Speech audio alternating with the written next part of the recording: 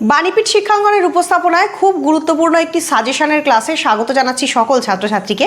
এটা কিন্তু তোমরা যারা ফার্স্ট সেমিস্টার বাংলা অনার্স নিয়ে ক্যালকাটা ইউনিভার্সিটিতে পড়ছো তাদের বাংলা যে এসইসি পেপারটা রয়েছে তার লাস্ট মিনিট সাজেশন, পরীক্ষা দিতে যাওয়ার আগে অবশ্যই সাজেশনটা দেখে সেই অনুযায়ী কোয়েশ্চেন অ্যান্সার তৈরি করে পরীক্ষা দিতে যাবে। তো প্রথমেই বলি, এসইসি পেপার মডিউল 1 থেকে যে প্রশ্নগুলো ব্রড কোয়েশ্চেন হিসেবে সবথেকে গুরুত্বপূর্ণ, খুব কম প্রশ্ন বলবো আমি আজকে, তার মধ্যে একটা হচ্ছে গ্রন্থ সম্পাদনার পদ্ধতি সম্পর্কে আলোচনা করো, অথবা গ্রন্থ সম্পাদনায় সম্পাদকের ভূমিকা বা দায়িত্ব কী, এই প্রশ্নটা খুব গুরুত্বপূর্ণ।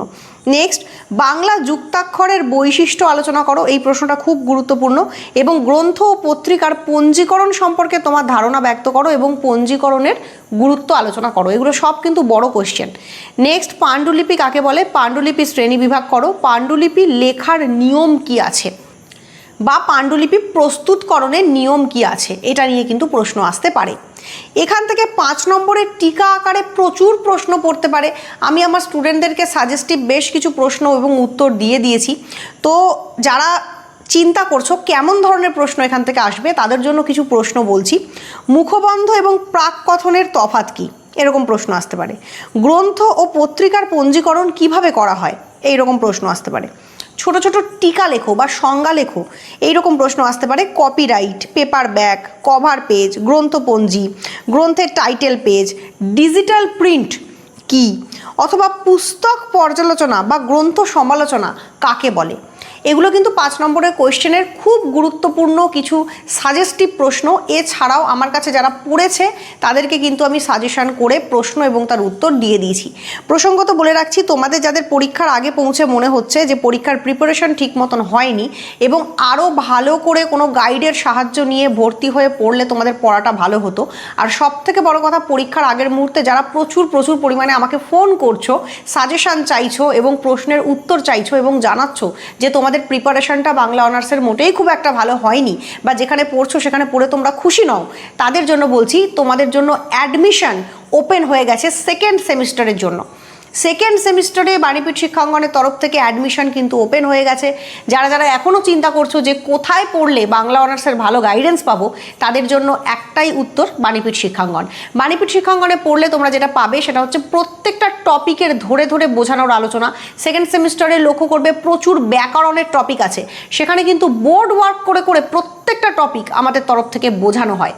সেই বোঝানোর ক্লাস পেয়ে যাবে প্রত্যেকটা গুরুত্বপূর্ণ বিষয় এবং সাজেশনে যেগুলো থাকবে সেই প্রশ্নগুলোর উত্তর। তো এই সমস্ত কিছু তোমরা পেয়ে যাবে যদি তোমরা বাণীপীঠ শিক্ষাঙ্গনের সঙ্গে যুক্ত হও। তো যারা ফোন কলস করছো, যারা প্রচুর পরিমাণে আবেদন করে রেখেছিলে ভর্তি হওয়ার জন্য, তাদেরকে বলবো যে অ্যাডমিশন ওপেন হয়ে গেছে, তারা অবশ্যই কিন্তু ফোন করে অ্যাডমিশন নিয়ে নাও, লিমিটেড সিট আছে। এরপর চলে যাব মডিউল 2 প্রসঙ্গে। মডিউল 2তে যে প্রশ্নগুলো তোমরা করবে সেটা হলো বাংলা বানান সংস্কারে কলকাতা বিশ্ববিদ্যালয়ের ভূমিকা। এটা কিন্তু একটা ব্রড প্রশ্ন। এছাড়া বড় প্রশ্ন হিসেবে মডিউল 2 থেকে করবে তৎসম ও অতৎসম শব্দের বানান সম্পর্কে পশ্চিমবঙ্গ বাংলা একাডেমির কি নির্দেশ রয়েছে, সেই নির্দেশাবলী। নেক্সট করবে বিদেশি শব্দে বানানের ক্ষেত্রে পশ্চিমবঙ্গ বাংলা একাডেমির কি নির্দেশ রয়েছে সেটা। নেক্সট করবে বাংলা বানান ভুলের কারণ এবং প্রতিকারের উপায় আলোচনা করো। এই সমস্ত বিষয় কিন্তু আমি আমার তরফ থেকে বুঝিয়ে ক্লাস নিয়েছি এবং প্রপার নোটস সরবরাহ করেছি যারা আমার কাছে পড়েছে তাদেরকে।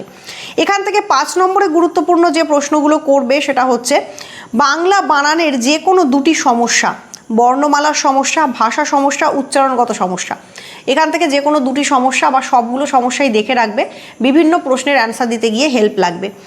এখান থেকে করবে হ্রস্ব ই এবং দীর্ঘ ই এই দুটোর ব্যবহার বিধি, হ্রস্ব উ দীর্ঘ উ এইটার ব্যবহার বিধি, বিসর্গ এর ব্যবহার বিধি, খণ্ডিত তয়ের ব্যবহার বিধি ইত্যাদি প্রশ্ন এখান থেকে 5 নম্বরের জন্য করবে।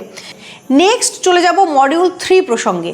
মডিউল 3 থেকে ব্রড কোয়েশ্চেন হিসেবে যেটা খুব গুরুত্বপূর্ণ সেটা হলো মুদ্রণ প্রমাদ বা প্রুফ সংশোধনের সময় যে যে বিষয়গুলির প্রতি সতর্ক থাকতে হয় তা বিস্তারিত আলোচনা করো, এই প্রশ্নটা আসতে পারে। নেক্সট আসতে পারে প্রুফ রিডারের দায়িত্ব বা গুণাবলী কী আছে, আলোচনা করো। নেক্সট আসতে পারে প্রুফ সংশোধনে ব্যবহৃত যে কোনো 10টি সাংকেতিক চিহ্নের পরিচয় এবং তাদের ব্যবহার লেখো। এছাড়া তোমাদেরকে প্রুফ সংশোধন শিখতে হবে এবং প্রুফ কপি থাকবে আর মেন কপি থাকবে, সেটা দেখে পরীক্ষার খাতায় প্রুফ সংশোধন করতে হবে। এটা কিন্তু বড় কোয়েশ্চেন হিসেবে খুব গুরুত্বপূর্ণ একটা জায়গা, পরীক্ষায় প্রুফ সংশোধন থাকবে এটুকু আশা করা যায়। তো আমার কাছে যারা পড়েছো তারা জানো আমি কিন্তু বোর্ড ওয়ার্ক করিয়ে করিয়ে এই প্রুফ সংশোধন শিখিয়েছি, প্রত্যেকটা চিহ্নের ব্যবহার শিখিয়েছি, ডিটেলস যে আলোচনা এই নিয়ে করা হয়েছে। তো তোমরা যারা এখনও পর্যন্ত এটা শেখোনি তাদের কিন্তু এবছরের পরীক্ষায় এই জায়গাটা তাহলে বাদ চলে যাবে। আমি বলবো যে পরের বার থেকে পরীক্ষা দিতে যাওয়ার আগে নিজেদেরকে ভালো করে প্রস্তুত করে তবেই কিন্তু পরীক্ষা দিতে যাবে এবং সব বিষয়ের আলোচনা, সব বিষয়ের প্রতি জ্ঞান সেটা নিয়ে কিন্তু পরীক্ষা দিতে যাবে। তার জন্য প্রয়োজন একটা ভালো গাইড। সেই ধরনের গাইডেন্স তোমরা কিন্তু এক কথায় বাণীপীঠ শিক্ষাঙ্গন থেকে মানে আমার তরফ থেকে পেয়ে যেতে পারো। সেই জন্য অবশ্যই অ্যাডমিশন নাও, নিচে নাম্বার দিয়ে দিলাম। এছাড়া 5 নম্বরের প্রশ্ন, এখানে প্রুফ সংশোধনের প্রয়োজনীয়তা খুব গুরুত্বপূর্ণ একটা প্রশ্ন। তো এই হচ্ছে মোটামুটি তোমাদের এসইসি পেপারের একটা লাস্ট মিনিট সাজেশন। তোমরা এতক্ষণে হয়তো নিজেদের সমস্ত প্রিপারেশন নিয়ে ফেলেছো, একটুখানি মিলিয়ে দেখে নাও এই প্রশ্নগুলো তোমাদের লিস্টে আছে কিনা। অবশ্যই কিন্তু এই প্রশ্নগুলো পরীক্ষা দিতে যাওয়ার আগে দেখে যাবে, তাহলে তোমাদের পরীক্ষা আশা করছি প্রত্যেকের খুব ভালো হবে। প্রত্যেকে পরীক্ষার জন্য বেস্ট অফ লাক, এবং যারা মনে করছো তারা ভালোভাবে বাংলা অনার্সের অভিজ্ঞতা অর্জন করতে চাও এবং প্রিপারেশন নিতে চাও, তাদের জন্য অবশ্যই বাণীপীঠ শিক্ষাঙ্গনের ঠিকানা সবসময় উন্মুক্ত আছে। আজকের ক্লাসটা এখানেই শেষ করলাম, ধন্যবাদ।